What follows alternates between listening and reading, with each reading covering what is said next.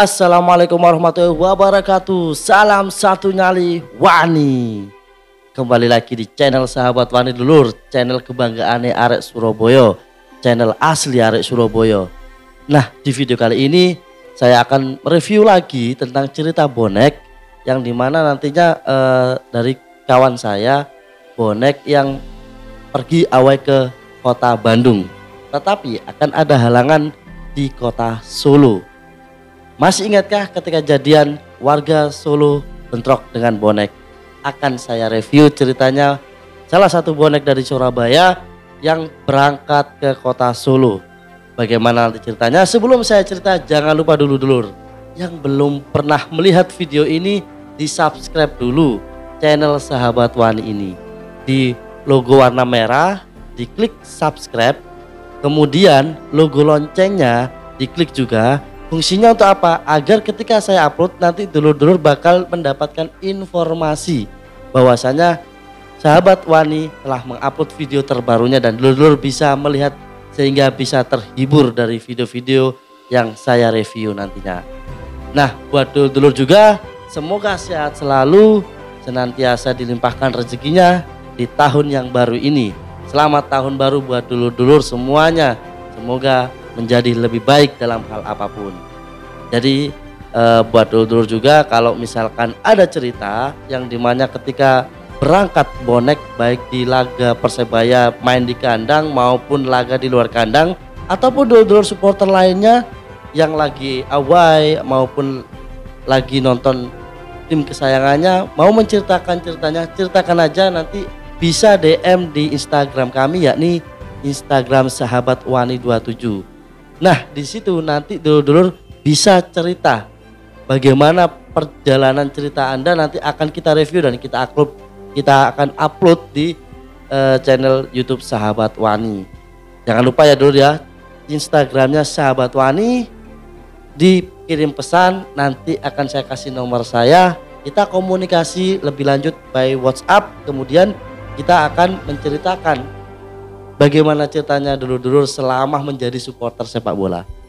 Yuk, ikuti terus channel Sahabat Wani. Jangan lupa sekali lagi subscribe ya dulur, di like, di komen ketika dulur-dulur juga berada di Solo pada saat kala itu.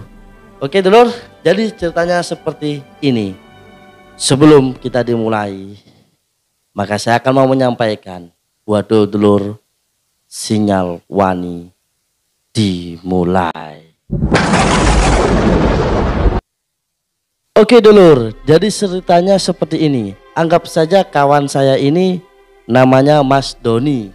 Nah, Mas Doni ini mau away ke kota Bandung. Kenapa di sana? Karena Persebaya kala itu melawan Bandung di Stadion Siliwangi, kota Bandung. Saya bertanya kepada Mas Doni pada saat saya konfirmasi itu, beliau lupa, tahunnya lupa. Pokoknya yang diingat itu dia away untuk Persebaya lawan Bandung di Stadion Siliwangi dan pulangnya bentrok dengan warga Solo. Nah, jadi ceritanya seperti ini dulur. Mas Doni bersama rombongannya itu berangkat dari kota Surabaya melalui jalur kereta api. Mereka pesan tiket seperti biasa, nunggu kereta datang, kemudian tunggu jadwal keberangkatan kereta, mereka sambil bergurau di depan stasiun. Dan tidak lama ternyata banyak juga rombongan-rombongan yang dari kota Surabaya maupun kota-kota sekitarnya yang mau ikut away ke kota Bandung. Berkumpullah mereka semuanya di sana. Mereka berkumpul di sana di salah satu stasiun yang ada di kota Surabaya. Akhirnya mereka berangkat. Ternyata sudah siap berangkat. Nah, pada saat itu ada yang namanya sweeping dari pihak keamanan stasiun, bahwasanya kalau ada yang memakai baju Persebaya tidak boleh diberangkatkan. Dalam artian harus mengganti baju dulu. Nah, teman-teman ramai dong di situ. Tapi setelah berkomunikasi akhirnya oke, silakan masuk, tapi mohon jangan mengeluarkan atribut Persebaya di luar. Karena apa? Informasi di Solo itu sudah panas gitu loh. Gelombang-gelombang sebelumnya yang berangkat itu sudah panas di sana, sudah bentrokan di sana. Nah, Mas ini berangkatlah pakai kereta dari Surabaya menuju kota Solo. Perjalanan mulai dimulai. Perjalanan dimulai melewati ke beberapa kota yang ada di Jawa Timur, termasuk Gresik, Lamongan, dan lain sebagainya lah, di jalur-jalur yang menuju ke arah Bandung. Kereta sudah berjalan sampai Solo. Kereta tidak ada pemberhentian di situ. Info dari Mas Doni, ya, yang saya anggap Mas Doni, namanya saya samarkan. Info yang saya dapatkan itu tidak ada pemberhentian di kota Solo. Tapi di situ bonek sudah siap. Teman-teman bonek itu dari gerombolan itu sudah siap semuanya untuk mengantisipasi apabila ada serangan-serangan gitu. Nah, kereta tidak berhenti di kota Solo sehingga akhirnya aman. Sampailah tiba saatnya akhirnya nyampe ke kota Bandung. Nah, di kota Bandung mereka turun kemudian cari estafetan untuk menuju ke stadion. Aman, tidak terjadi masalah apa-apa. Di sana mereka bertemu dengan saudara Viking dan salah satu temannya yang ada di sana. Mereka dikonfirmasi, mereka diajak dulu untuk makan sama teman-teman Viking ataupun bobodoh di sana. Mereka bercengkrama sambil menunggu jadwal pertandingan. Kemudian akhirnya mereka disuruh masuk. Karena kalau di sana itu kalau tamu biasanya masuk lebih awal. Kalau pertandingan dimanapun kalau supporter tamu itu biasanya dimasukkan lebih awal daripada supporter tuan rumahnya. Akhirnya rombongan bonek dan bersama Mas Doni dan rombongannya ini masuklah ke stadion. Seperti biasa menyanyi, apalagi saudara-saudara yang sangat kental adalah Persebaya dengan Persib Bandung dan bonek dan Viking. Gemuruh suara sangat luar biasa di dalam. Dia menceritakan bahwasanya suasana benar-benar seperti keluarga, bukan seperti lawan. Entah menang atau kalah Persebaya di situ, entah menang Persib atau Persebaya kalah itu, mereka tidak fokus di sana, tapi mereka fokus silaturahmi antar supporter. Ini yang keren. Supporter yang harus ditiru untuk supporter-supporter lainnya. Mereka menyanyikan, ya salah satunya dia menceritakan ke saya itu lagu yang bonek Viking kita saudara, bonek Viking kita saudara, selamat datang di kota Bandung. Kemudian disambutlah sama yang Persebaya, terima kasih Viking mania. Jadi hal-hal seperti itu akhirnya membuat aura teman-teman untuk semakin semangat gitu loh. Semakin semangat malah antar supporter. Nah, pertandingannya adalah pemanis. Kalau biasanya seperti itu, biasanya lebih fokus ke menyambut supporter kalau seperti itu. Nah, akhirnya berjalan waktu, saya tanyain Mas Doni, Mas menang apa kalah gitu loh, menang apa kalah pertandingannya. Dia jawab kalau tidak salah itu seri, tidak ada yang menang tidak ada kalah pada saat itu. Cuman yang saya ingin menggali sebenarnya informasinya itu lebih dalam, cuman agak-agak lupa gitu karena sudah lama sekali sebelum pertandingan Surabaya divakumkan, Persebaya divakumkan, malah itu lama sekali katanya. Nah, kemudian setelah yang diingat Mas Doni, ketika sudah selesai sama teman-teman Viking nggak boleh pulang. Yang temannya Mas Doni, rombongannya Mas Doni itu masih disuruh untuk menjamu ke rumahnya, terus kemudian melayani dengan baik. Bagaimana ketika dia menjadi seorang tamu di sana dilayani dengan baik gitu loh. Akhirnya Mas Doni dan teman-temannya malah seneng. Kekeluargaannya semakin erat di situ sama teman-teman Viking Bobotoh. Nah, pada saat setelah selesai sudah dapat kabar sebenarnya kalau Solo masih panas gitu loh. Karena ya rombongan-rombongan awal ya namanya bonek dulu ya, dulur-dulur ya, ada yang bentrok dan lain sebagainya, itu sangat-sangat tidak mungkin tidak kita dengar gitu loh. Sangat sering kali kita dengar oknum-oknum seperti itu. Nah, pas rombongan kan banyak itu, berangkat gak bareng, pulang gak bareng lah. Yang berangkat bareng bikin kisruh mungkin seperti itu, atau gimana akhirnya yang rombongan belakang akhirnya kena imbas. Nah, begitu pula kalau mau pulang. Nah, info yang didapatkan zaman dulu kan jarang tuh pakai handphone ya, pakai Android yang seperti sekarang. Akhirnya Mas Doni dapat kabar dari temannya itu, dikonfirmasi di telepon, hati-hati kalau mulai yo, hati-hati kalau pulang gitu loh. Soalnya Solo panas gitu loh. Nah, tapi dari keamanannya pihak Bandung sama seperti Surabaya. Tolong jangan mengeluarkan atribut keluar kereta, karena nantinya kereta tetap akan berjalan kalau melewati Solo, tidak akan berhenti di sana gitu loh.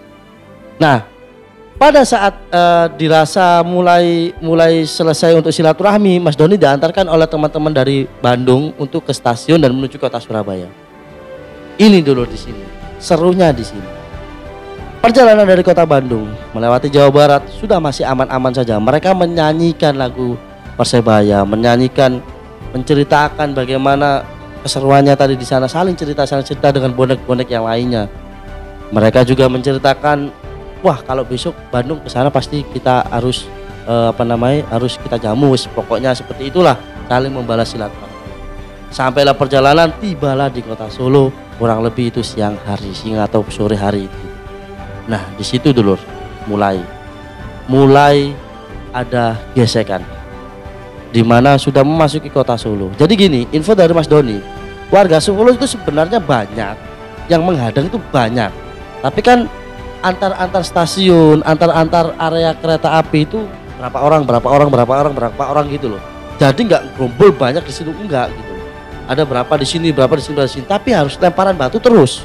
Dari masuk kota Solo itu sudah mulai yang namanya lemparan batu gitu. Nah, pinternya masinis di sini, info dari Mas Doni kan berada di gerbang yang paling belakang. Kan kalau kereta kan ada yang biasanya itu ada yang VIP, terus bisnis, ekonomi ya kan. Nah, Mas Doni sama teman-temannya itu ekonomi, di paling belakang sendiri. Di gerbang paling belakang, Mas Doni itu sudah mempersiapkan dulu. Apabila ada yang masuk ke dalam, ya kita sudah siap gitu loh untuk melawan. Jadi teman-teman yang bonek yang ada di gerbang belakang itu sudah siap, kalau turun semuanya gitu loh. Kalau misalkan ada apa-apa yang tidak diinginkan, masuk kota Solo ya, kembali lagi masuk ke kota Solo. Sepur mulai berjalan. Di sana dulur, mulai ada lemparan, prak, tar. Lemparan batu kanan kiri itu sudah nggak rasa, suaranya sudah nggak karu-karuan. Jadi lapisan yang ada di jendela itu sudah ditutupin tidak karuan, entah itu tas, entah itu kardus, entah itu apapun barang itu, bangku diangkat buat nutupin semuanya agar batu nggak bisa masuk di situ. Hebatnya masinisnya di sini, dia tidak cepat. Jadi posisi benar, dia tetap jalan, kereta tidak berhenti. Dia tidak cepat, dia berhenti. Yang ditakutkan kalau saya melihat kenapa kok kereta itu tidak berlari kencang, karena gini, kalau misalkan ada lemparan batu ya, kereta itu cepat, dia akan mantul, nanti kena orangnya sendiri. Itu yang pertama. Terus yang kedua juga beresiko, kalau misalkan nanti masuk ke dalam, lemparannya bisa lebih keras gitu loh. Makanya kereta itu lebih baik pelan di situ. Tetapi gimana caranya? Sudah dapat informasi dari keamanan di Bandung itu, gimana caranya ketika masuk Solo, ada himbauan masuk Solo itu sudah tertutup semua, sehingga meskipun kereta itu pelan, nggak mungkin batu lempar balik lagi ke orang yang melempar, juga nggak mungkin. Masuk ke dalam juga sudah teratasi gitu loh, sudah teratasi dengan apa yang sudah ditutupin di jendela, jadi aman gitu. Nah akhirnya kereta itu berjalan pelan. Di salah satu stasiun di kota Solo ini yang seru, salah satu di stasiun Solo, Mas Doni itu merasa sudah bocor, jendela itu sudah bocor. Sempat melihat masanya nggak begitu banyak, kereta berjalan pelan, semakin pelan. Di situ rombongan paling belakang turun dulu. Rombongan bonek Mas Doni dan kawan-kawannya ada di gerbong belakang turun di situ. Turun untuk apa? Mengambil batu buat pengancaman, ketika kamu melempar saya melempar kamu. Nah, ketika bonek-bonek turun, warga itu semburat, lari dia. Karena apa ya? Tadi yang saya ceritakan, gerombolan warganya kan ada banyak, tapi di sini berapa gitu loh. Jadi nggak kumpul dari satu. Makanya sepanjang perjalanan kereta itu kena gitu. Nah, ketika pas waktunya turun bonek, warga udah lari gitu. Lari nggak karuan katanya Mas Doni, lari nggak karuan. Tapi pihak keamanan cepat tanggap.